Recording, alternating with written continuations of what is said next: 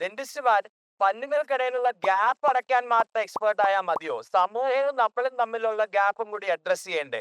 Indian dental association അതിനു വേണ്ടി എന്തൊക്കെ കാര്യങ്ങളാണ് ചെയ്തിട്ടുള്ളത്? സമൂഹത്തിലേക്ക് ഇറങ്ങി പ്രവർത്തിക്കാൻ ഡെന്റിസ്റ്റുമാർ ശ്രമിച്ചിട്ടുണ്ടോ?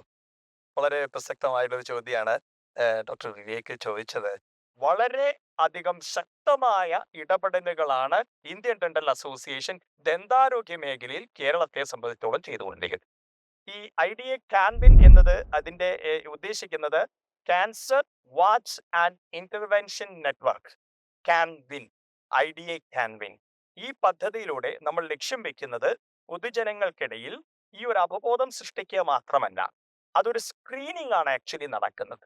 6500-ലധികം ഡെന്റൽ ക്ലിനിക്കുകൾ കേരളത്തിൽ ഉണ്ട് പ്രൈവറ്റ് മേഖലയിൽ.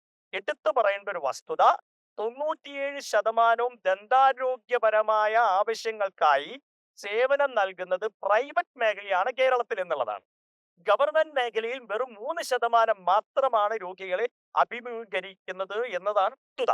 എന്നിരിക്കെ ഈ 97% വരുന്ന ഈ 6500ഓളം ഡെന്റൽ ക്ലിനിക്കുകൾ primary detection centre for oral cancer എന്ന തലത്തിലേക്ക് ഉയർത്തപ്പെടുന്നു എന്നതാണ് ഈ പദ്ധതിയുടെ ഏറ്റവും വലിയ നേട്ടമായിട്ട് കാണാവുന്നത്.